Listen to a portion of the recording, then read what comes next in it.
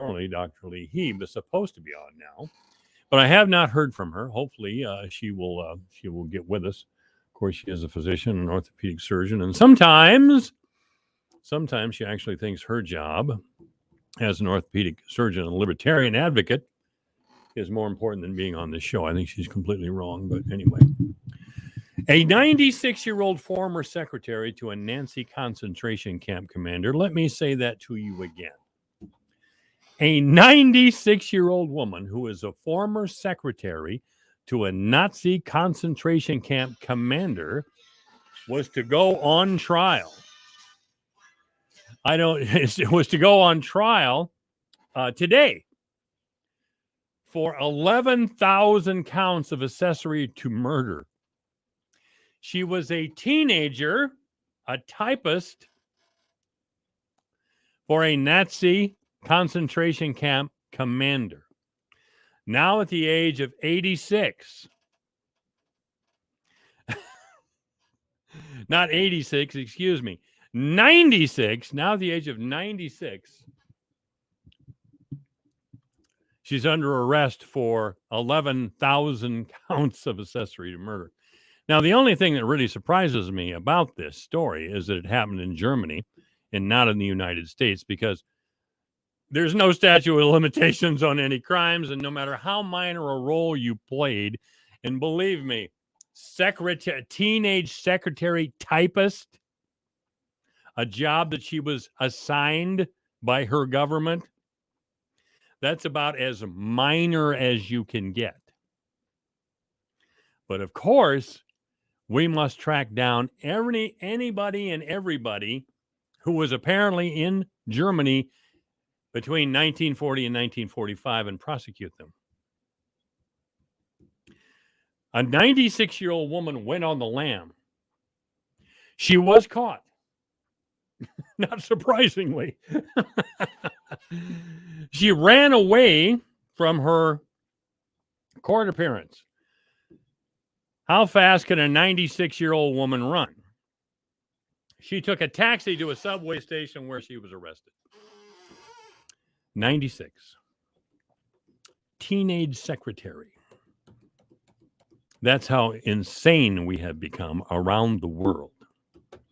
No, I'm not in favor of the Holocaust. No, I'm absolutely in favor of anyone directly involved in the Holocaust being tracked down to this day. And by the way, we didn't execute enough Nazis to satisfy me. There was a big joke around the radio station yesterday. I got a summons to be a juror. And of course, the joke came from me originally. If you got a traffic ticket and you're contesting it and I'm on the jury, I'm probably going to vote for the death penalty. Now that, yesterday that sounded ludicrous and kind of funny. Now I don't know. We may get to that point in this country where somebody gets a traffic ticket. It is perceived the traffic ticket getter is some sort of racist. His life is ruined. His or her life is ruined. And they're thrown in prison and perhaps executed because they sped by a member of a minority group or something. I don't know. We have to get a hold of our leaders because they're trying to outdo each other. They're so scared. They're so scared. What Biden did in Afghanistan was full of fear. He didn't want this. And now all of a sudden, because he botched it so badly, now everybody's afraid to say anything. Our leaders are frightened people. Their biggest fear is to be branded a racist. That they may have chuckled at a racist joke 30 to 40 years ago. Now, let me go on record right now as saying and admitting that I, too, laughed at racist jokes back in the 70s. There were a lot of Polish jokes around at that time, and I knew a lot of them. Now, Polish people are Caucasians, and maybe I'll get a pass. But there were also other ethnic jokes that included slurs and were based on stereotypes. Let me cop to it now. When I was 25 years old, I no doubt did this. Would I do it again? No. Do I feel particularly guilty? Not at all. See, I grew up. I grew up. And the whiners in the world who refuse to grow up, who want to crucify everyone for the slightest slip of the lip today or 10 years ago, need to get over themselves. They need to grow up. Grow up. Our history, like every group of people in this world, every group has a horrific history.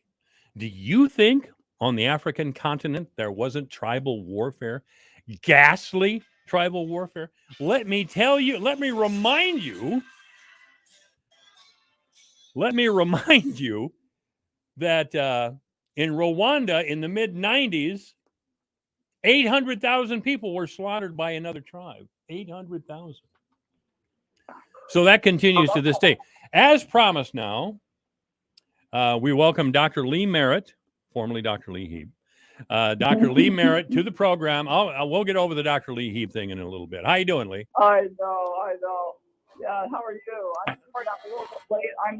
I'm in Pittsburgh at the APS meeting. So What'd you say? You were breaking up there just a little bit. I'm sorry. Sorry. Oh no, I was saying I'm in Pittsburgh and I'm Pittsburgh. supposed to speak at the APS meeting, and that's why I got a little distracted, got a little late getting on here. That's all right. What's the AAPS? Oh, it's the Association of American Physicians and Surgeons, and I'm going to start tomorrow when I'm finishing my talk. As I'm sitting here, I'm going to start by saying, if we have the right to say we told you so, because the AAPS since 1943 has said, don't let government run your health care. But you know what? Guess what? We are in the moment right now that we talked about. And the other thing we said was, this was maybe a couple decades ago, we said all these suggestions, the government now, the big payer, they make suggestions to us. Pretty soon there'll be best practices, and then there'll be mandates. Well, we're in that moment right now. And the last thing we said is that government medicine is ultimately evil. I did a talk on Karl Brandt years ago, about 15 years ago, about the former chief of the Nazi medical society, department for Hitler. And I'm going to tell you, we are in that moment right now. So I think the AAPS has been right. They're a great medical organization. You think we're in what sort of moment are you referring to? Well, we're in a moment where the government is telling businesses they have to mandate the vaccine. They're threatening to mandate the vaccine, the government at the federal level, which is totally wrong. We're practicing unethical medicine by turning people away, treating them badly, outlawing the drugs that would make it possible to save ourselves. I mean, you can't go through this and think this is about health. I mean, look at Australia. They're locked down the whole country for 9 deaths or something. I mean, it's ridiculous. And and then we have the vaccine. So it's unethical medicine. We have doctors saying, "Oh yeah, get it if you're pregnant, it's fine." They haven't even looked at the literature. They haven't, because they've been told what to say. They can't say about hydroxychloroquine and ivermectin in the hospital, or the hospitals lose their funding. If their staff doesn't get vaccinated, the hospital loses their Medicare funding, even little hospitals. That's unethical. You've been talking about, and I can't pronounce chloroquine very well. Hydroxychloroquine. Okay, and ivermectin, is that what? Ivermectin, yeah. Okay, what are those? What exactly are those chemicals or medication or whatever they are? Well, hydroxychloroquine's been around. I mean, or its predecessor, chloroquine. Hydroxychloroquine's just a little less toxic form for almost 70 years. And it's used by every military guy that goes over into a zone where there's malaria. It's these drugs that people use against prophylaxis or for prophylaxis for malaria. It's over the counter in most of the world. Our governor can make it over the counter, and they've been doing. There's an on-tracking study of hydroxychloroquine success rate, and although they want to condemn it, say, "Oh, it doesn't work. That's all nonsense and stuff." They've been showing if given early, they've been showing all the studies as they come out. They've been showing all the studies that show a positive result. And there's only one study in all this time that had a negative result. I mean, we have so many studies now that the chance of it not being a benefit is like less than 1 in 10 million. That's their number now, and as it goes on, they'll have bigger numbers. So it's like crazy that they're outlawing it. But not, you have to say to yourself, it's outlawing it it's condemning it. If this were medical literature that they cared about, they'd be all over it. But this made of money because hydroxychloroquine was pretty cheap, what it used to be, and they are denying something that is so obvious if anybody bothers to read the literature. And then the second thing here is it's not just denial. There are 3 hydroxychloroquine plants that have been burned to the ground, 2 precursor plants on the same day. Don't tell me that's just coincidental. And then the second biggest producer in Taiwan burned down. Now, added to that they falsified journal articles. There was the famous thing came out, and this is what got all doctors turned against hydroxychloroquine if they didn't read any further, because they had the Lancet and I think the New England Journal of Medicine, most of the 2 journals. And they had big front, hydroxychloroquine doesn't work. We looked at it. We heard all the articles. It doesn't work. That was their big article. Okay, now these are 2 premier journals for medicine. Well, when somebody asked them to produce the data, the worldwide hydroxychloroquine study group asked them to produce the data, they had the data. They couldn't produce the data, and it turned out these papers were written based on data theoretically supplied to them by a company called Surgisphere. And Surgisphere turned out to be like one of those fly-by-night storefront mob-owned businesses that comes one day, takes your money, goes away. It was run by a science fiction, wasn't even owned by them, but they were the people that would theoretically the data collectors were a science fiction writer and a porn star. You can't make this stuff up. You cannot make this stuff up. So it's not just the fact that they're saying, in the professorial tones at the university, well, no, we've looked at that. We don't think it works. No. This is actually burning things and destroying things and taking away your rights. I mean, ivermectin the guy won the Nobel Prize for inventing this. It keeps the whole world from getting parasites. Okay, so we're supposed to counter all over the world except in America. So what have Americans been doing to try and save themselves? They've been buying it overseas at an Indian pharmacy. What's the FDA's response? To outlaw importation and to tell the folks to interdict at the border.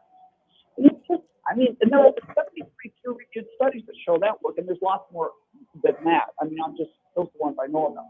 So I'm telling you, this is a criminal enterprise. It is a criminal takedown, and we need to wake up. I mean, this is an extinction level event we're witnessing here. I hate to say it, they're not here to help our health. When you pick up a woman who's in a mall, and this didn't happen in America, but it happened overseas, and that's just a precursor of what comes here. The only reason that it's here yet is why we're armed. But the issue here is they picked up this woman. She wasn't wearing a mask. She was in a mall. And so they struggled with her a little bit, knocked her down, picked her up, lowered her onto her face onto the floor, and she died here. She's not wearing a mask. For not wearing a mask? Wow. Not wearing a mask. Now, I have a picture of these, in my mind, I will of being in a restaurant, and having all these unmasked people in a restaurant, but then you have to wear a mask if you're one of the staff, or you have to wear a mask during the shutdown, during the times we were on mask mandates in Omaha, right?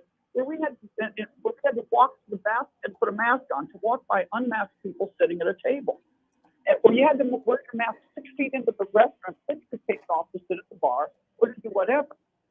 I really, really, really would love to have one of these hot shots from the university in infectious disease look me in the eye and tell me he thinks that's control of contagion of any sort. Any sort. I mean, that is just nonsense. Does anybody think that makes sense? I think just come on now. We have to stop believing this lie and wake up. I mean, kids realize it. We're torturing our kids with these masks. I mean, I still see, and they went down to the schools and tried to get schools still masked up. And fortunately, most of them told them to take a hike. Now, I mean, masks are the key to takedown because they make it look like we're doing something, and it makes it look like we have a problem. The problem is our government was part of it, and people that are trying to kill us would for reasons you can argue about. I mean, there's no other real explanation here. And You don't think so? You don't think somebody's trying to kill us? I do think somebody's trying to kill us. Look, I mean, and I'm not the only one saying that. I tell you, finally came around to that position. I've been saying it for a little longer, but Michael Yates, who's the former, senior vice president of Pfizer Research, he was a chief science officer for Pfizer. Okay, he said they're trying to kill us. Don't believe that what they're telling you. They're not. It's not right.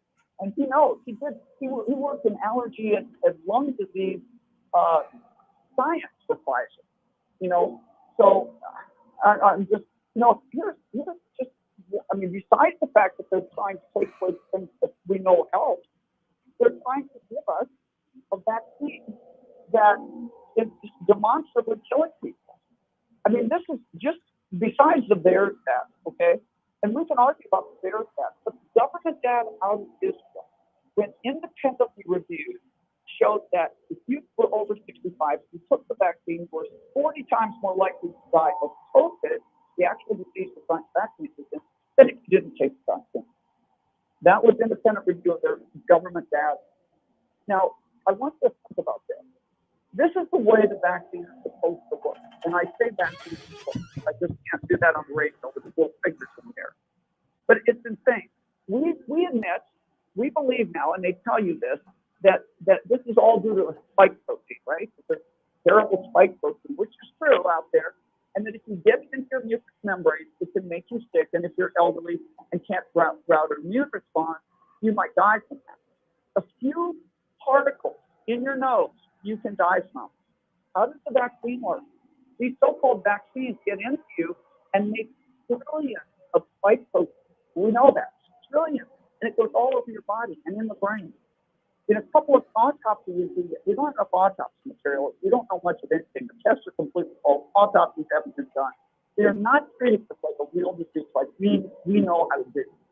But these autopsies, few that have come out, the people that died of this vaccine afterwards, they're just loaded with spike proteins in their brain, in their sweat, all over in their organs. I'm sorry, what did you say?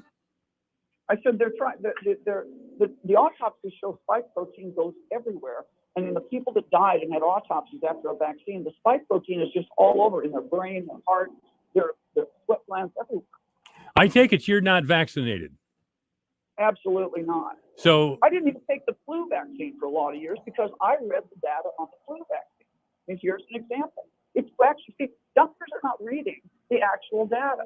If you read the data, you'll realize, like in a country like America, where we have 67% routinely take the flu vaccine, we have a 0.02% fatality from both flu, influenza.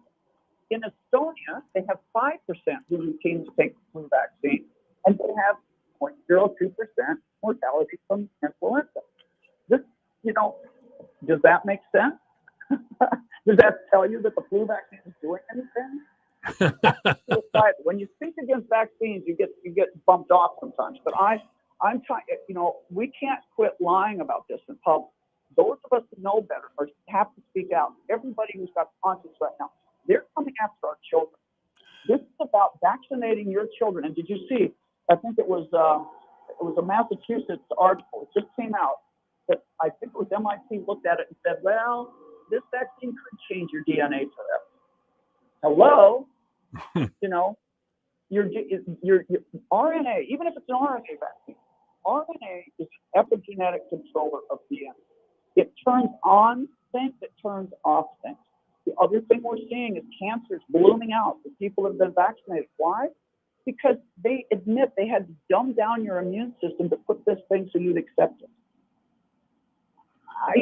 I mean, I know you just can't, and I'm not, there's things to do. I do believe that we're going to get people out of it. I'm really, really hopeful because I think we're learning a lot. And I think there's going to be a way to get people out of the damage of this vaccine. But right now, we're not going to get there unless people start demanding accountability and truth. Now, I want to go back to something you said just a little bit ago, or implied just a little bit ago. You're not implying that anyone who speaks out against the vaccine, their life is in danger, are you? Or you said they were going to get bumped off or something? Well, there are a list of doctors that did just that and aren't around anymore under some suspicious circumstance. So, although I'm being a little bit funny, I'm not completely being funny. I'm not. I didn't think so, Lee. I know you. I've met you. I've met you face to face. I don't believe that at all. I wish we had more time, Lee, but we don't. I look forward to talking with you again next week. Thanks a lot. All right. This is AM 1400 KVFD, the voice for Dodge. It's 4 o'clock.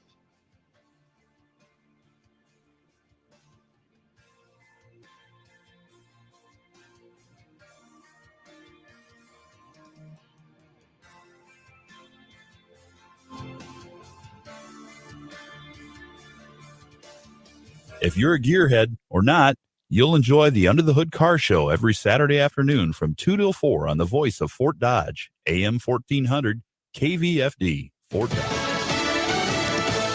Steering clear of one crisis, I'm Lisa Brady, Fox News. Just hours away from a government shutdown, the House and Senate pass a short-term spending bill, sending it to the president's desk. But they still face an October deadline to raise the debt limit after GOP opposition forced that provision out of the bill. White House spokeswoman Jen Psaki. We're not going to let Republicans off the hook. We don't think they should be. This is not a game. This is the full faith and credit of the United States. Republicans say Democrats can go it alone on the debt limit, just as they plan to do on trillions in new spending. Texas Senator John Cornyn. We're doing everything we can to stop this reckless tax and spending spree. It's called reconciliation. For now, though, Democrats are trying to work out their own differences on that package. We're trying to get it done now. We're working on it as of right now, today, and that's what our focus is on in this moment. That debate is threatening to derail a smaller bipartisan infrastructure bill, and talks on the larger package may have a long way to go. Moderate Democratic Senator Joe Manchin today floating a total about $2 trillion less than the original framework. All of this adding up to high anxiety on Wall Street. The Dow dropping 546 points today, and for September, the S&P slides nearly 5%, its biggest monthly drop since the pandemic began. Facebook ends up back on the Capitol Hill Grill. We now know that Facebook routinely puts profits ahead of kids' online safety. Connecticut Democratic Senator Richard Blumenthal, part of a chorus of bipartisan criticism after reports the company's own research raised concerns it downplayed about the impact of its Instagram platform on teens. As every parent knows, when it comes to kids and tweens, they're already online. Facebook's global safety chief, Antigone Davis, defending their effort to make a kid's version of Instagram, which is now on hold, and insisting that research has not been accurately reported. Some lawmakers calling for updates to a federal law that protects kids online. America's listening to Fox News. Oh, according to research, 82% of people remember radio ads. That means that 82% of you listening right now will remember that this is an ad for ZipRecruiter. If you're hiring, 82% of you will recall that ZipRecruiter makes hiring faster and easier. And 82% of you will note that you can try ZipRecruiter for free today. But you have to go to ZipRecruiter.com/free. Yes, free. 82% of you will keep in mind that ZipRecruiter's technology finds qualified people for your job and actively invites them to apply. Is that you? Who are you talking to? 82% of you will also know that I live with my mom. But the most important thing to note is that ZipRecruiter works. In fact, 4 out of 5 employers who post on ZipRecruiter get a quality candidate within the first day. Will you be part of the 82% who remember where you can try ZipRecruiter for free? It's ZipRecruiter.com/free. Again, that exclusive link is ZipRecruiter.com/free. How much? Free. That's ZipRecruiter.com/free. Another danger facing today's teenagers, counterfeit pills, as the Justice Department